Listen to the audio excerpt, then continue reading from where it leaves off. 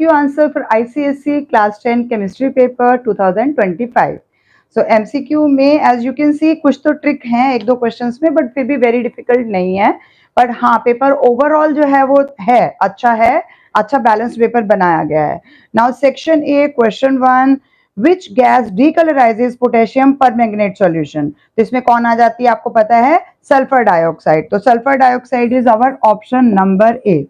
Now second is which formula represents a saturated hydrocarbon. तो saturated कौन हो गया, CnH2n+2 वाला. तो इनमें से अगर आप मैच करोगे तो this is your option number b, जिसमें C5H12 यानी पेंटेन आया है. Now in third, the metal whose oxide can be reduced by common reducing agent. तो कॉमन रिड्यूसिंग एजेंट हो गए कार्बन, कार्बन मोनो. तो इससे कौन से मेटल्स होंगे रिड्यूस, जो रिएक्टिविटी सीरीज में नीचे होंगे, यानी कि बहुत ज्यादा रिएक्टिव नहीं होंगे. तो इट मींस इनमें से सोडियम, एल्यूमिनियम, पोटेशियम तो सबसे ऊपर ही आते हैं. तो इनमें कॉपर आ जाएगा, जो कि कॉमन रिड्यूसिंग एजेंट से रिड्यूस हो सकता है. Now fourth, an organic compound has a vapour density of 22. तो vapour density is equal to 22 means molecular formula या molecular mass is equal to 2 into vapour density, यानी कि 44 हो गया. अब 44 इनमें से किसके साथ मैच कर रहा है, तो आपको पहले यही देखना है कि 12 इंटू कितना लोगे. तो आपको 12 का ये 3 से लग रहा है 36 वाला, यानी डी ऑप्शन में देखते हैं, C3H8. तो C3 मींस आपका C3 का मतलब हो गया 12 इंटू 3, तो 36 प्लस कितना बच गया 44 बनाने के लिए, तो 36 प्लस 8, इट मींस 44 हो जाएगा. तो this is your d, C3H8, option number d propane के लिए आ गया. In the reaction given below sulphuric acid act as an, you can see sulphur है और सल्फर डाइऑक्साइड बन रहा है. तो here sulphuric acid act as an oxidising agent, जो ऑक्सीजन सप्लाई कर रहा है. This is option number c in fifth part. In six part, assertion A is tendency of losing electron increases down the group. तो tendency of losing electron means positively charged ion banana, increases down the group. तो ये हमें पता है कि ठीक है, क्योंकि उतना इजीली पॉजिटिवली चार्ज हो जाते हैं, तो ट्रू है.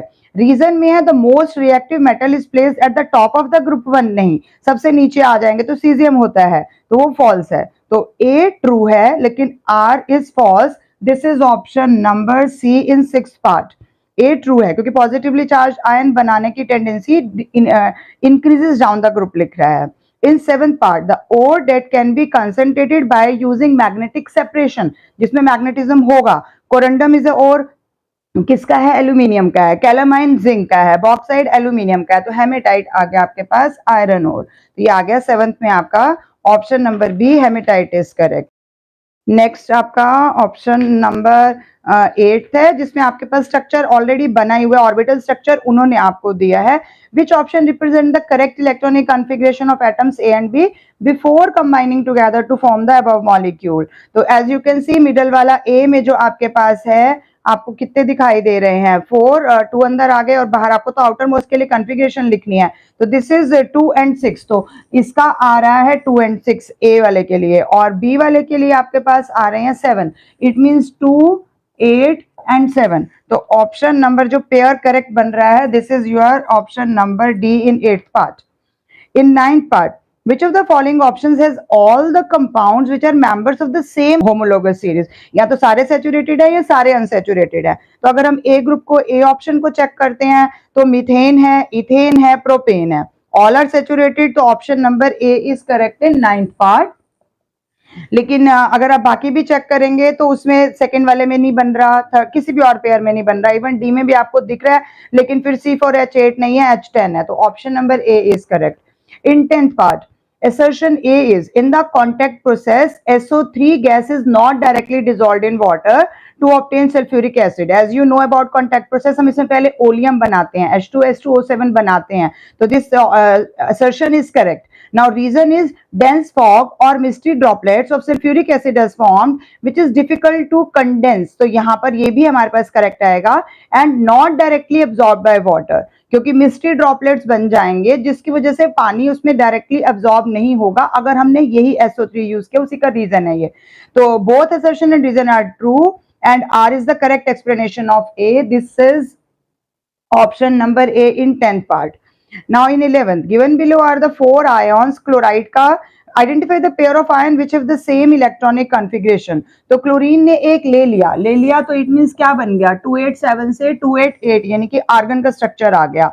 लिथियम में नहीं आएगा, एल्यूमिनियम में भी नियॉन का बन जाएगा, पोटेशियम में आपके पास आ जाएगा, पोटेशियम में भी 2881 है, उसने दे दिया तब बन गया, इसने ले लिया तब बन गया। तो इट मींस आपका पेयर जो आ रहा है वो क्लोराइड और potassium, it means option number c is correct in this case. In 12th part, which pair of reactants can be best used to produce lead to sulfate? ये थोड़ा सा confusing question है, answer में भी थोड़ा confusion है, क्योंकि lead to sulfate तो बन ही रहा है, अब वो इनसॉल्युबल है। अगर हम सॉल्युबल बनाना चाहते हैं तो इसमें लेड नाइट्रेट के साथ हमें सल्फ्यूरिक एसिड लेना है, लेकिन वो कॉम्बिनेशन इसमें मुझे दिखाई नहीं दे रहा। दूसरा कॉम्बिनेशन जो गिवन में से बेस्ट सूटेड बन रहा है वो लेड नाइट्रेट के साथ सोडियम सल्फेट है। This is option number c according to me. But हाँ, इसमें कुछ प्रॉब्लम है क्योंकि बाकी सब में भी बन रहा है, या तो उनको नॉट के हिसाब से क्वेश्चन देना था या बेस्ट के हिसाब से सॉल्युबल या इनसॉल्युबल ये वर्ड इनको देना चाहिए था according to me. Maybe I am wrong, but अभी के लिए मुझे इसमें सोडियम सल्फेट और लेड नाइट्रेट बनाता तो है ही है, तो इसलिए हम इसमें ऑप्शन नंबर सी को करेक्ट कर रहे हैं।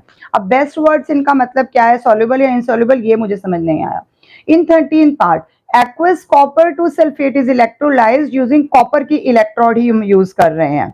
तो आपको पता है कॉपर की इलेक्ट्रोड यूज करेंगे तो कलर फेड नहीं होगा। तो which statement about the electrolysis is not correct? तो option number A, oxidation reaction occurs at the positive electrode, true है।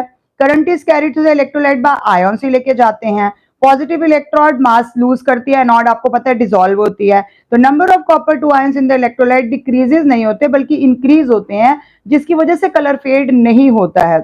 तो option number D is correct in this case, क्योंकि उन्होंने नॉट के हिसाब से क्वेश्चन पूछा है, बाकी तीनों ट्रू हैं। इन 14 part X, Y, Z are the three metallic atoms in successive order belonging to the same group such that the atomic radius of X जो है वो सबसे स्मॉलेस्ट है, यानी इसमें Z का रेडियस जो है वो सबसे बड़ा हो गया। अब Z का रेडियस बड़ा हो जाएगा तो जो उनको प्रोटॉन्स को न्यूट्रॉन्स को होल्ड करने के लिए फोर्स है वो क्या करना पड़ेगा, थोड़ा कम मतलब उनके ऊपर कम हो जाएगा, वीक हो जाएगा, क्योंकि शेल्स इंक्रीज हो गई हैं, सेम ग्रुप में है और एटॉमिक रेडियस। हाँ जी, which of the three atoms is the best reducing agent? तो कौन सा हो जाएगा, अगर हम नीचे जाएंगे तो वो बेस्ट रिड्यूसिंग एजेंट हो जाएगा, यानी इसमें से आपका ऑप्शन नंबर जेड सी मतलब सी जो है जिसमें जेड आ रहा है वो करेक्ट होना चाहिए। अब 15 पार्ट में भी है तो बहुत सिंपल, गेलुसेक का ही न्यूमेरिकल है, लेकिन इसमें भी कुछ स्टूडेंट्स ने अगर ओवरलुक किया होगा तो गलत हो सकता है, अदरवाइज इतने ज्यादा चांसेस नहीं है, because this is given that CH4 plus 2O2 gives CO2 plus water. Water का तो हमें नहीं करना, इसका 1 वॉल्यूम, इसका 2 वॉल्यूम और इसका 1 वॉल्यूम प्रोड्यूस हो रहा है, बट इसमें क्वेश्चन में 60 सेंटीमीटर क्यूब ही टोटल दिया हुआ है। Quantity of oxygen is 60 centimetre cube, अब ये उससे हाफ होनी है, इट मींस ये हम सिर्फ 30 ले सकते हैं, 40 जो दिया है वो एक्स्ट्रा है, और क्योंकि ये 1 वॉल्यूम पे 1 वॉल्यूम प्रोड्यूस करेगा तो 30 सेंटीमीटर क्यूब ही प्रोड्यूस करेगा कार्बन डाइऑक्साइड। तो टोटल उन्होंने total volume of the gases remaining at the end of the reaction में 30 सेंटीमीटर क्यूब आपके पास कार्बन डाइऑक्साइड आएगी, और 40 में से 30 आप सब्ट्रैक्ट करोगे तो 10 मीथेन भी आएगी, तो 10 ऐड करोगे मीथेन का CH4, तो it means 40 centimetre cube total resulting mixture हो जाएगा, which is our option number B. Now coming to question 2, a student was instructed by the teacher to prepare and collect ammonia gas in the laboratory by using aluminum nitride. You know this is a method from laboratory preparation from metal nitride, जिसमें magnesium और aluminium nitride का बहुत important question है। आपने videos ध्यान से सुनिए, मैंने बोला भी है, ये हर बार ज्यादातर कंपल्सरी सेक्शन में ही कवर होता है। Student did set the apparatus and study the given diagram. Now question 1 मतलब part 1 is name the substance added to the thistle funnel by the student. तो कैसे रिएक्शन स्टार्ट होगी? ऑलरेडी हमने aluminium nitride लिया हुआ है राउंड बॉटम क्लास में, तो हमें क्या लेना है, substance X, this is water. तो आप यू कैन सी हियर कि यहाँ पर आपके पास A में क्या आ जाएगा, this is water. Now B, write a balanced chemical equation for the reaction occurring between aluminium nitride और इसमें, तो एल्यूमिनियम नाइट्राइड है प्लस साथ में वाटर है। बैलेंस को करने के लिए वी हैव टू प्लेस 3, हमें पता है एल्यूमिनियम की वैलेंसी 3 है, तो यहाँ पर एल्यूमिनियम का हाइड्रो ऑक्साइड बच जाएगा और साथ में आपकी बन रही है अमोनिया गैस, क्योंकि मेथड तो अमोनिया का ही है। तो this is the balanced chemical equation for this laboratory preparation. Now third is identify the substance Y। तो Y यहाँ पर क्या है, CaO यानी कि क्विकलाइम, तो Y है quicklime. Now next is state the function of Y। तो Y मतलब कैल्शियम ऑक्साइड क्या है? This is a drying agent, gas को ड्राई करने के लिए रखा जाता है, तो ड्राइंग एजेंट है, क्विकलाइम भी हम लिख सकते हैं। Now E part, why should the student not collected ammonia gas at the end of the experiment. तो स्टेट द फंक्शन है, तो यहाँ पर आप ड्राइंग एजेंट लिख सकते हो, which can be use to, मतलब आप ऐसे लिख सकते हो, गैस कैन बी ड्राइड, ताकि हमारे को ड्राइड अमोनिया मिल जाए। इन ई part, why could the student not collect ammonia gas at the end of the experiment? Because ammonia is highly soluble, highly soluble in water. वैसे तो इतना ही बहुत है, बट 1 वॉल्यूम में 702 वॉल्यूम अमोनिया की डिजॉल्व होती है 1 वॉल्यूम ऑफ वाटर में। तो आप लिख सकते हो हाई सॉल्युबिलिटी के लिए, बट दिस इज ऑप्शनल, आपको इसी का मार्क मिल जाएगा। तो क्योंकि उसने आगे वाटर का सेटअप ले लिया, लास्ट पे वाटर है, तो वहां पर अमोनिया गैस जो आएगी वो उसी के अंदर डिजॉल्व हो जाएगी। नाउ आपका नेम भी इस टाइप वाला आ गया। Now next is A part में, undistilled alcohol containing a large amount of methanol. तो इसमें हम मिथाइलेटेड क्यों नहीं ले सकते? क्योंकि उसमें सिर्फ 5% मिथेनॉल होता है। लार्ज अमाउंट ऑफ मिथेनॉल है, it means this is spurious alcohol. तो ए पार्ट आ जाएगा इसमें सेकंड क्वेश्चन के अंदर, दिस इज स्पूरियस एल्कोहल। क्यों? क्योंकि इसके लिए एक तो हमारे पास ये भी आ गया लार्ज अमाउंट ऑफ मिथेनॉल, और अनडिस्टिल्ड मेथड, क्योंकि ये अच्छे मेथड से नहीं प्रिपेयर की जाती है। तो this is spurious alcohol answer में। बी में, a salt found by the partial replacement of the hydroxyl group of a di acidic और tri acidic base by an acid radical. तो कितना हटेगा? तो भी हमारे पास क्या बच जाएगा? बेसिक सॉल्ट, क्योंकि इसमें हमारे पास OH रह जाएगा साथ में, इसीलिए basic salt. Now see, organic compounds having the same molecular formula but different structural formula, ये तो आप सबका ही ठीक होगा, this is isomers। तो this is our C part, second का B part के अंदर। Now D is the tendency of an atom to attract the shared pair of electron toward itself when combined in a compound। तो ये आ जाता है आपके पास electronegativity, electronegativity। Next is the type of covalent bond in which electrons are shared unequally between the combining atoms। तो unequally है, तो it means ये आपका E part में आ जाएगा polar covalent bond। type of covalent bond उसने already आपको बोल ही दिया है। Now coming to third part, जिसमें आपके पास fill in the blanks आ रहे हैं। fill in the blanks I think सबसे easiest पार्ट है, फिजिक्स पेपर में भी सबसे इजी में फिलअप्स ही दिए गए थे, और इसमें भी सबसे इजी में फिलअप्स ही हैं जहां तक मुझे दिखे हैं, बाकी मुझे नहीं पता। आई थिंक इसमें आपके सारे ठीक होंगे, फिर भी देख लेते हैं। That solutions forms a colored precipitate with ammonium hydroxide which is soluble in excess of ammonium hydroxide। तो यहाँ पर आ जाएगा कॉपर नाइट्रेट, क्योंकि फिर वो सॉल्युबल का पॉइंट दे दिया उन्होंने सेकेंड वाला आपको, इसलिए।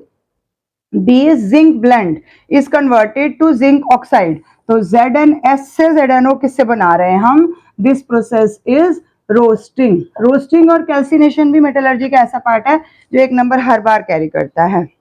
C dash conducts electricity by the movement of ions. तो सॉल्ट कौन है?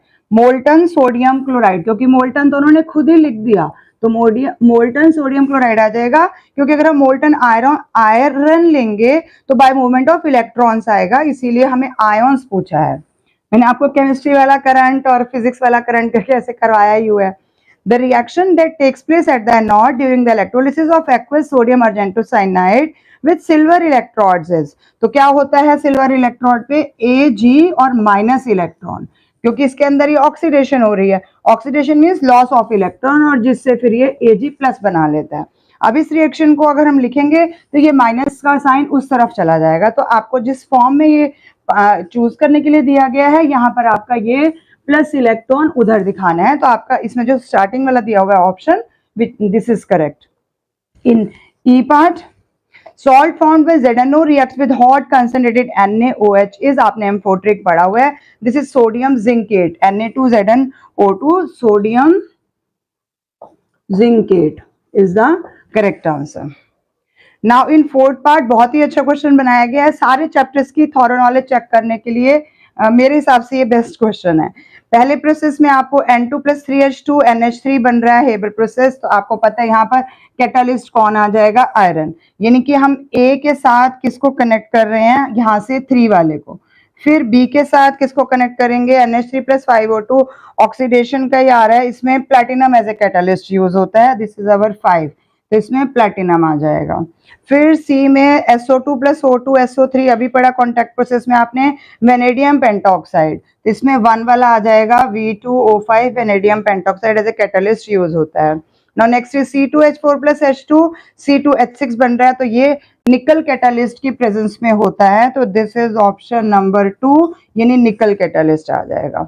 Next is E part, E part में कॉपर सल्फेट और आपको वाटर ऑफ क्रिस्टलाइजेशन पता ही है, तो कंसंट्रेटेड सल्फ्यूरिक एसिड है यहाँ पर जो ड्राइंग एजेंट का काम करेगा, यानी कि पानी को अलग कर देगा, वाटर ऑफ क्रिस्टलाइजेशन को सेपरेट कर देगा।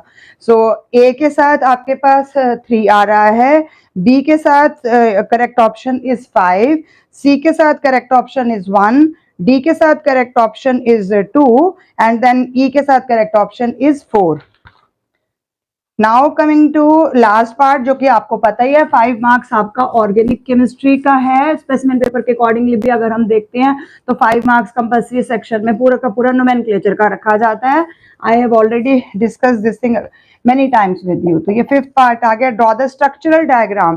तो 2 मिथाइल और प्रोपीन है, तो 2 मिथाइल प्रोपीन मीन्स हमारे पास इन मीन्स फर्स्ट पोजीशन पे ही डबल बॉन्ड है, अब 2 मिथाइल मीन्स सेकंड पोजीशन पे मिथाइल है, तो सेकंड पोजीशन पर मिथाइल,